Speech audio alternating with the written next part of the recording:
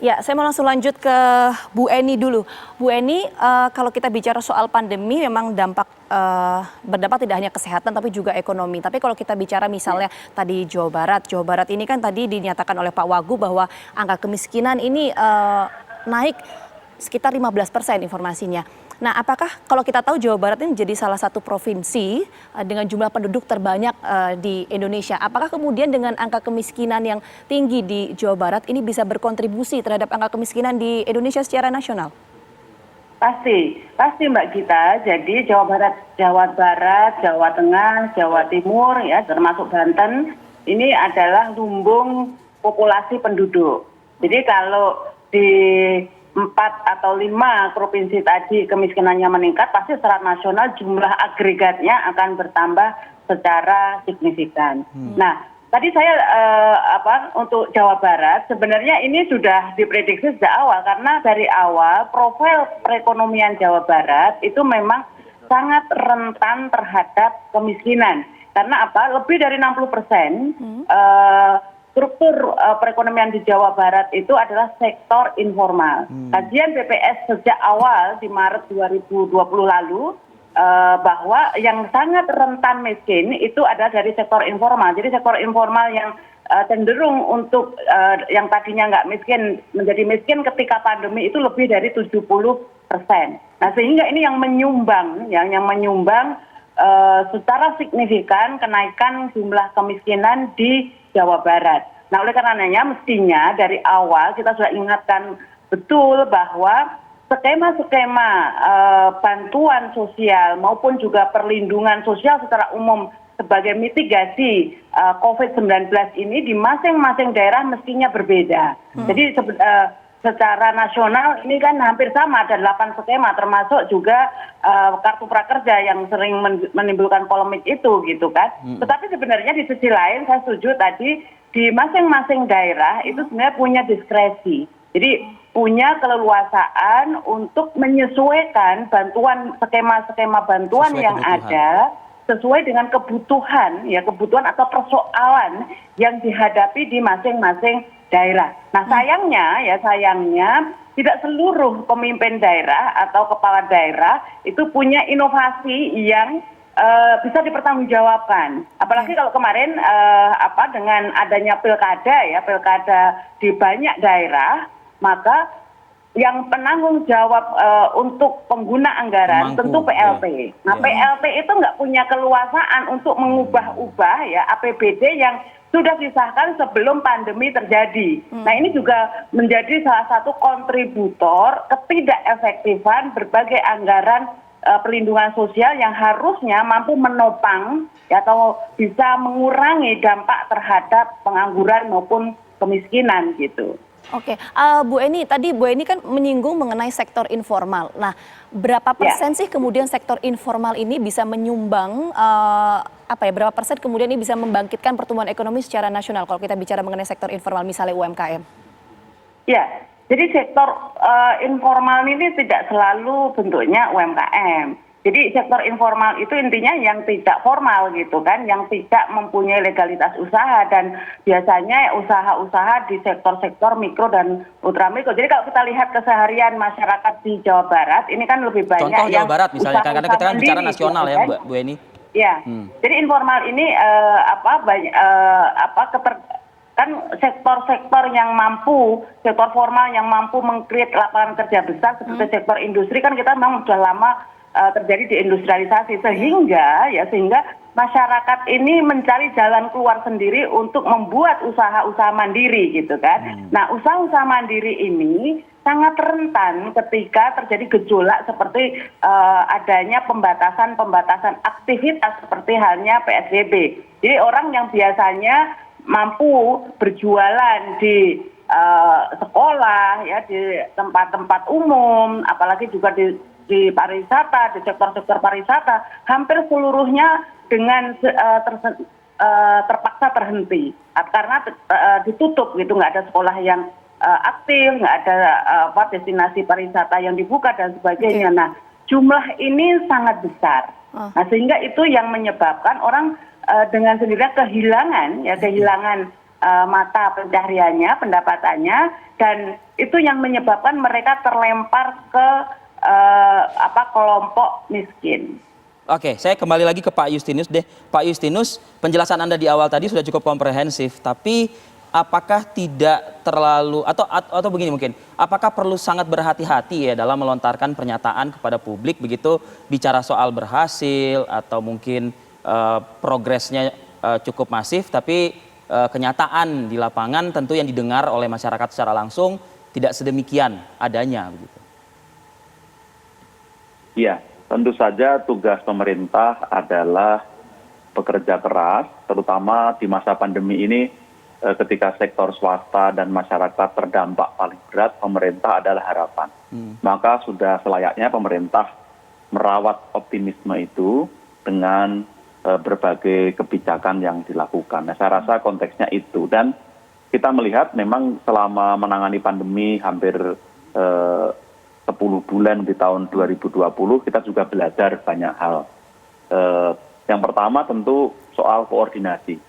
Meskipun masih ada kekurangan, tapi kita melihat di masa pandemi ada sinergi yang lebih baik. Dan ini menurut saya juga menjadi modal sosial yang bagus.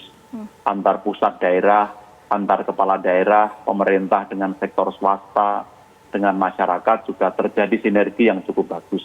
Ini tentu harus kita rawat terus dan kita transformasikan menjadi modal sosial yang baik. Lalu yang kedua, birokrasi. Birokrasi yang dulu dicitrakan lamban, tidak responsif, di masa pandemi dengan keterbatasan work from home ternyata juga bisa memberikan pelayanan yang cukup baik. Saya rasa ini juga hal yang bagus. Dan yang ketiga, inisiatif warga. Jadi memang orkestrasi kebijakan pemerintah tentu ada keterbatasan. Dan partisipasi warga termasuk pelaku usaha juga sangat penting di sini. Terlihat dari beberapa survei menunjukkan resiliensi ekonomi didukung oleh keuletan warga dalam mencari peluang dan kreatif dalam menciptakan peluang-peluang baru. Lalu sektor swasta yang tidak sepenuhnya mendapatkan stimulus juga berjuang dengan berbagai skema demi memastikan tidak terjadi PHK misalnya. Nah, saya rasa hal seperti ini yang perlu kita lihat di samping ada kebetulan soal data dan sebagainya. Tadi Pak Wagub juga saya sepakat kita perlu meningkatkan koordinasi dan lain-lain. Tahun ini kita berharap dengan pengalaman pandemik itu formulasi dan eksekusi kebijakan bisa lebih baik. Kita sudah mengetahui kekurangan-kekurangan kita apa. Tadi Bu Eni juga menyampaikan masukan yang menurut saya sangat bagus. Bagaimana kebijakan itu di-customize per daerah sehingga dapat secara targeted menyasar kepada aspek-aspek yang dominan atau prioritas di daerah itu. Tidak one policy fit for all gitu kira-kira. Itu yang coba kita rancang dan arahnya saya kira sama. APBN 2021 punya prioritas yang lebih sedikit, fokus pada kesehatan, pendidikan, dan perlindungan sosial, sehingga akan memudahkan siapapun untuk ikut mengawasi, terlibat, dan mengukur prioritas serta efektivitasnya. Oke, baik, kita harus sudah dulu sejenak, Bapak-Bapak dan juga Ibu, nanti kita akan hadir kembali, tetap bersama kami di Apa Kabar Indonesia Pagi. Ya, saya mau langsung lanjut ke Pak Wagub. Pak Wagub, dengan tadi data yang Pak Wagub sampaikan, angka kemiskinan, pengangguran ini tinggi akibat pandemi COVID-19 di wilayah Jawa Barat. Apa kemudian langkah dari pemerintah Provinsi Jawa Barat untuk kemudian mendorong konsumsi masyarakat?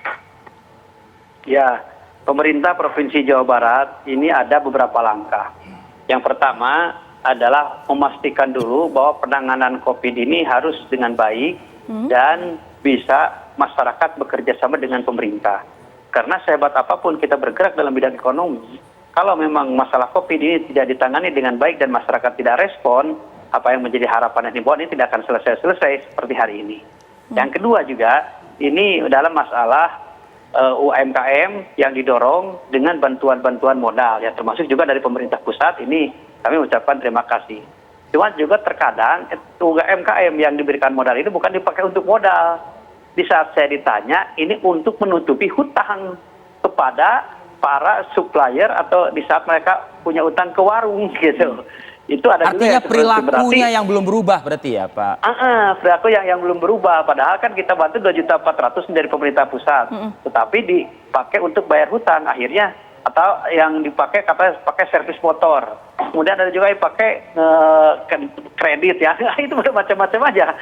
Padahal itu sudah dijelaskan. Makanya ini juga saya minta kepada pemerintah pusat harus ada pengontrolan dan panduan kepada kami pemerintah daerah supaya uang tersebut bisa benar-benar termanfaatkan. Karena seolah-olah sekarang itu diberikan hibah gitu, yang seperti itu tidak tahu jawabnya. Maka pemakaian begitu dengan bebas. Yang kedua juga ini ada kemudahan pajak, kebijakan pajak. Antara lain yang bayar pajak 5 tahun ke belakang tidak usah didenda, tetapi dan yang lainnya. Dan ini juga alhamdulillah bisa mendapatkan yang signifikan dalam hal ini. Kemudian juga ini yang kita lakukan adalah digitalisasi UMKM. Karena visi kita adalah digitalisasi dan inovasi, maka ini diperlukan digitalisasi sehingga masyarakat, khususnya masyarakat UMKM dalam penjualan, dalam pembelian ini dengan digital akan lebih mudah dan tidak ada panjang tangan atau rentetan untuk itu langsung dari produsen ke konsumen, kan seperti itu. Kemudian juga, ya siap. Iya, Pak Wagub, mohon maaf ya, ini, saya sedikit aja nih Pak Wagub. Tadi kan Pak Justinus dan Bu Eni Anda mendengarkan juga kan ya, bahwa dari beberapa faktor ada juga ditemukan soal inovasi, kreativitas pemangku kebijakan di daerah ya. Kita sebutnya mungkin bupati atau wali kota begitu ya. Nah, ini bagaimana Anda dari provinsi mengingatkan mereka-mereka agar bisa lebih inovatif, bisa lebih kreatif, bisa menyesuaikan dengan needs atau kebutuhan yang ada di daerah tersebut? Ya, termasuk juga dengan saya sampaikan adalah dengan adanya digitalisasi. Itu digitalisasi merupakan inovasi dari pemerintah untuk dilaksanakan oleh pihak UMKM. Yang kedua juga, pemerintah ini memberikan bantuan kepada para UMKM khususnya dalam tambahan atau inovasi-inovasi di saat pembuatan makanan, kemudian juga membantu dalam sertifikasi halal. Karena ini sertifikasi halal juga salah satu kriteria para konsumen untuk membeli produk tersebut. Kami menggratiskan kepada masyarakat, tetapi bekerja sama dengan BJB. Ada CSR BJB dipakai untuk membuat sertifikasi halal, termasuk juga dibantu oleh kami. Jadi ada 2 sumber dari BJB, CSR, dan dari pemerintah daerah. Oke, baik Pak Wagub, saya mau ke Bu Eni kalau gitu. Bu Eni, kalau saya baca Bu Eni, ini kan kemarin data yang disampaikan oleh IMF dan juga World Bank mengatakan Indonesia ini akan pulih ekonomi di 2021 dengan proyeksinya sekitar 4,4 sampai 4,8%. Dengan melihat kondisi seperti saat ini, misalnya salah satunya adalah Jawa Barat, pemulihan ekonomi ini akan terjadi kira-kira di kuartal berapa? Ya Mbak Gita, kita juga harus hati-hati membaca prediksi IMF dan juga World Bank. Masih ada komanya itu Mbak Gita. Komanya kalau pemerintah meningkatkan anggaran perlindungan sosial. Artinya apa? Artinya ya Anda harus berhutang lagi, kira-kira gitulah gitu kan. Itu sudah menjadi rule of thumb-nya IMF dan World Bank. Tapi saya akan kembali tadi yang disampaikan oleh Pak UU. Sebenarnya yang kita butuhkan sekarang agar UMKM kita ini segera bangkit dan pulih dan berkontribusi terhadap pemulihan ekonomi adalah perlindungan, proteksi.